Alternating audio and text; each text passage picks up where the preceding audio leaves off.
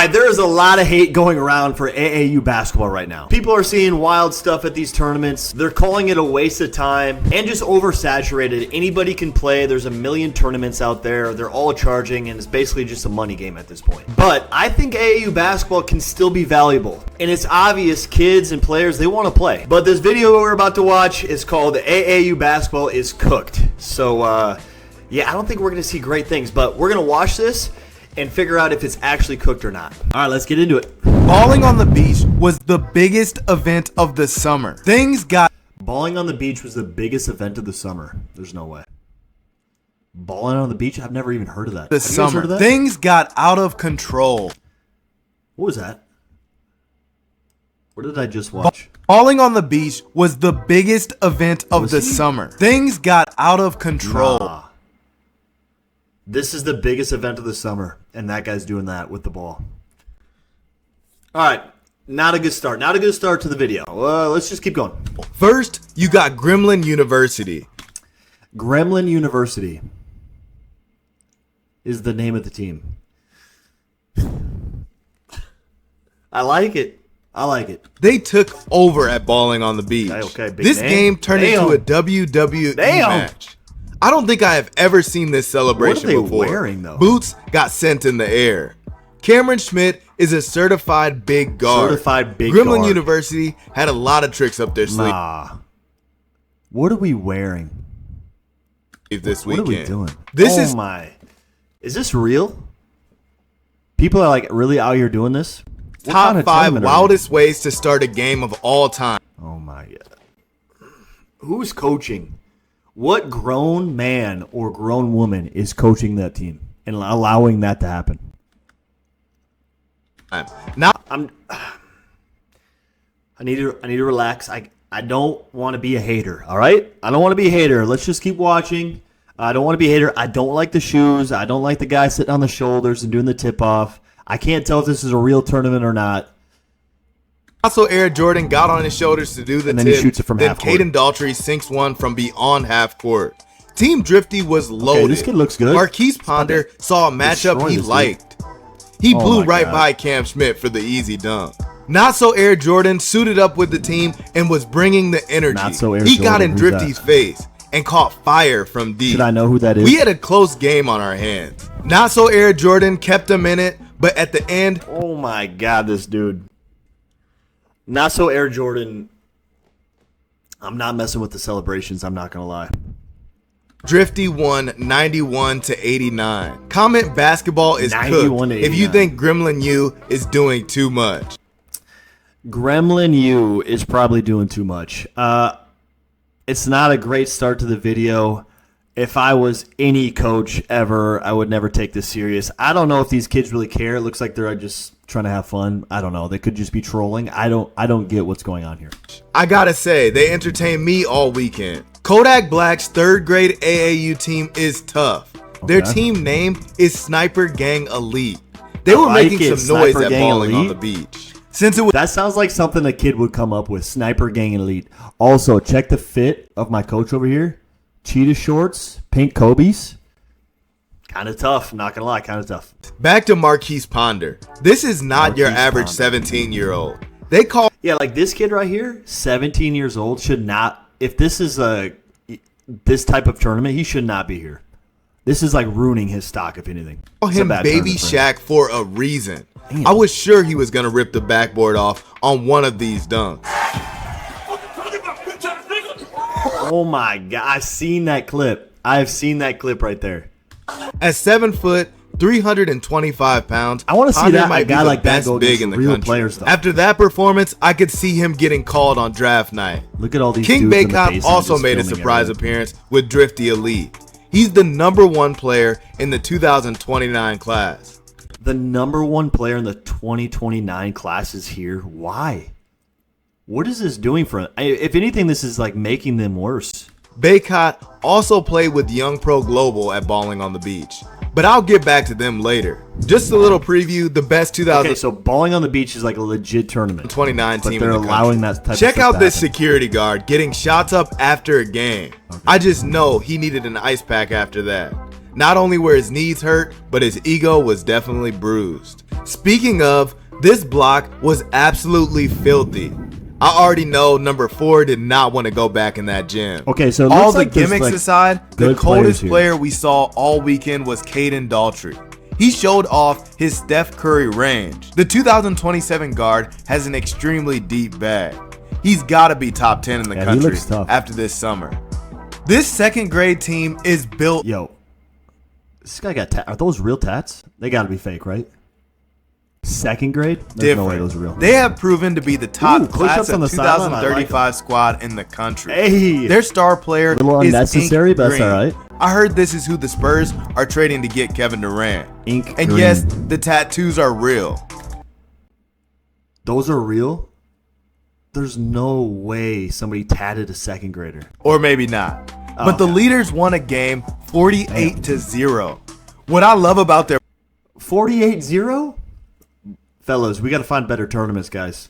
program is their coach is old school. He had kids doing push-ups when they were missing layups. But I like that. Shout out to Coach. He got them back in the game to redeem them. Coach, just find a better tournament to go to, but I like the push-ups there. The Leaders 2035 went undefeated in Miami and won the championship. See, we can't be going undefeated. I mean, I like winning the championship, but like, let's go 2-2, 3-1, 4-2, something like that with some close games. We don't want to go 48-0 and just sweep everybody.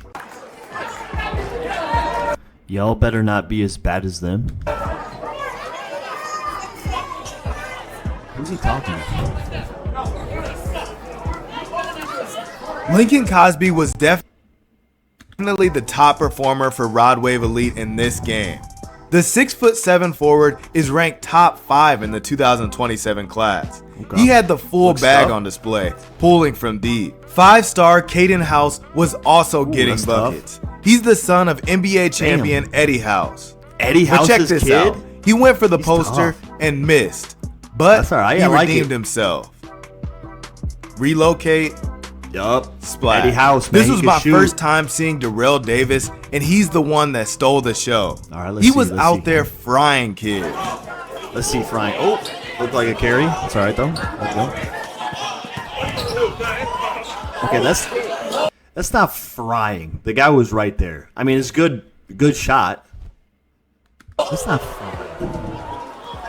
Am I wrong? Am I hating? That is not frying, bro. Dude was right there. All right, so back to Young Pro Global. They were out there moving like celebrities. They built a super team. Mind you, all of these kids are nationally ranked. They had Phillip Reed, Bryce McCray, David Whitaker, Caden Mullins, and Big Z.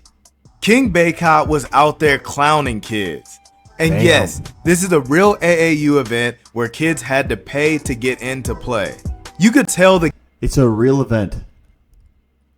Balling on the beach. I feel like I've heard of this, but like that first game we watched is crazy that's actually happening. The game looked too easy for Baycott. In this clip, he takes on the whole team and drops a dime to David Whitaker. Terrible defense. Whitaker is considered one of the best players in the 2029 class. What is the spin on this lay is OD. I even had to run that back. High off the backboard. Yeah, stuff. Then you got Bryce. The right hand was wide open, but that was tough. Cray. The New Jersey PG is one of the shiftiest guards in the country. Little shimmy jab. Tough move. It's something about those guards out there from Jersey who move different. He's one of them ones. Make sure you remember his name. King may have the #1 spot. Imagine having to do the voiceover for this video and having to like call all these nicknames to all these kids and just like continuously hype them up. I mean, most of these kids have to be pretty good, but I'm assuming that some of these kids really are not as good as they are being labeled as, but I could be hating again. I don't know. Some of this competition stuff, like, it looks pretty good now. That first game was pretty rough, but I mean, this looks like every other age. But many people consider Phillip Reed to be the #1 player in the 2029 class. He showed off his dominance. Do people even try on defense anymore? Like, this is such bad all defense. Weekend long. And they had Caden Mullins. The smallest player on the court has the heart of a lion. You know what they say, heart over height. Like that. What is this guy like ChatGPT these lines? This guy has the heart of a lion. Heart over height. Caden is so tough. This was my first time seeing Ezekiel Ifjay, better known as Big Z. The big fella from Canada is a bruiser.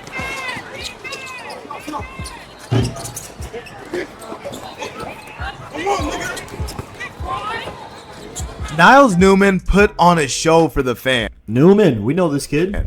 It seemed like any game he played Let's see if this kid's actually good. in, he made the biggest impact on the court. He played Good up on the pump, good pump. 15U team with Nelson. Okay. People were chanting they wanted him on the Lefty, he's got court, strap. and he went off. The 2030 PG went crazy for both teams. 2030 He also is played for the 2029 Houston Raptors as well. But anyways, the fans were he's getting chucking. disrespectful. I like it.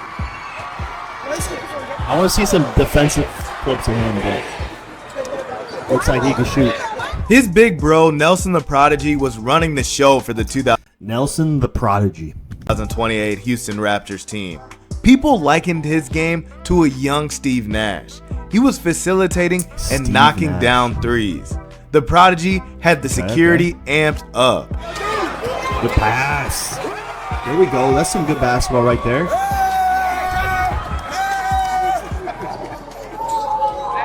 It's our guy. It's our guy again. Bro said, I'm not playing, so I'm going to start taking pictures. Who's coaching the Gremlins, bro? I don't know. Bro looks like a natural. Do you think we should hire Cameron Smith to film for us? Sauce Thomas is the top player in the class of 2034. The third grader had Sauce Thomas is the top ranked player in the class of 2034. Third graders. How? Why do we even rank those kids? skills beyond his years. He lives in Phoenix, Arizona, but I mean, the kid looks tough. I won't lie. I'm not trying to hate on the kid. I just don't get the ranking part of it. played for the Indiana team. His nickname matches his game because Sauce was he's out tough. He's got there a good dropping footwork. Look at that. kids. He led the Hoosier Hey. Phenoms to the championship, and while Sauce is the best player in 2034, the leaders are the best third grade team in the country. They are so tough. They are led by Kobe Big Smooth Morgan. These nicknames are crazy. Kobe Big Smooth Morgan. Hold up. Is that Pat Bev over there? Look. Is this Pat Bev, guys? I could be wrong. That looks like Pat Bev.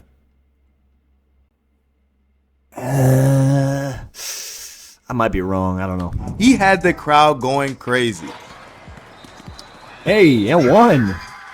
That's tough. That's tough. Big Smooth. That's tough. Big Smooth. Him and Wes Jackson are an elite 1-2 punch. While Big Smooth is a scorer, Yo, Wes how do you get these nicknames? Does this voiceover guy give you the nickname? plays like a true PG. A lot of people regard Wes as the #1 player in that class.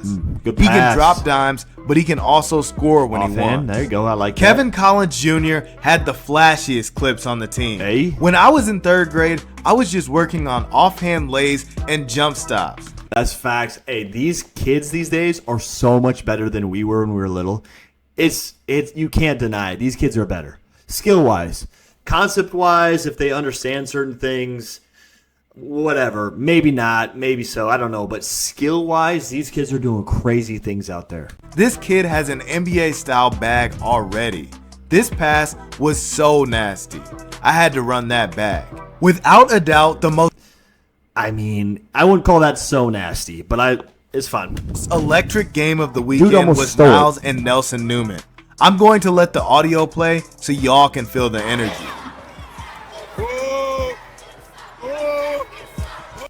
Little kids just screaming, "Ref, you suck." That does not help the situation. I like his passing ability. It's tough. And he can shoot. Okay. Good rotation. He looks pretty locked in. I like that. This guy looks like he's playing tough D. I like it. Getting cooked, though. Never mind. That's terrible defense. Just hard rip right? What are we doing? Make him go the other way.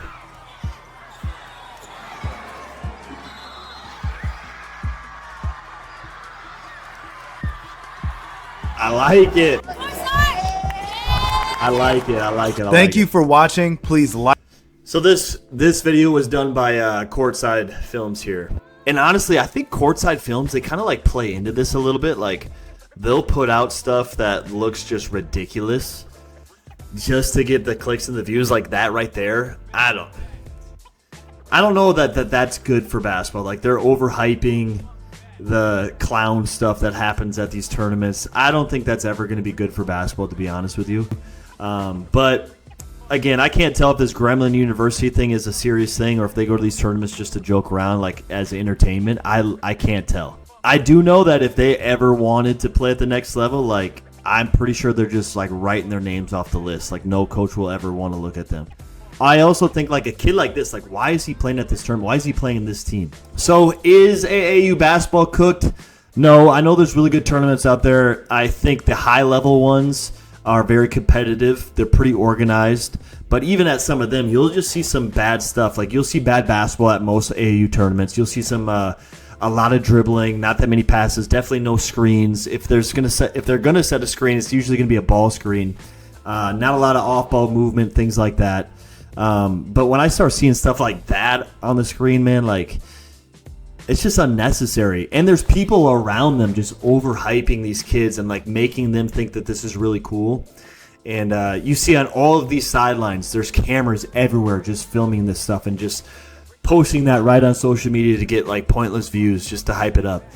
I don't get that part. I think that's kind of ruining the piece to basketball. But I think the energy is really cool. Like, at some of these games, all these people are around the sidelines. I just think that's a huge part of AAU basketball. Like, you don't want to get rid of that, but some of the clown stuff, I don't know. I don't want to sound like a hater. I don't want to sound like an old head, but I think if it keeps going this direction at these tournaments, there's not going to be any serious recruitment there. These coaches are not going to take this stuff serious if it looks like this. So if you're playing AAU to get recruited, this stuff might be hurting your chances. Most coaches are going to go to the high-level tournaments, like the circuit-level tournaments, and do most of their recruiting there if you're trying to play at a high level. Is AAU basketball cooked? I don't think so yet. It's going in a kind of a bad direction in some cases, but I will say that the players are very competitive.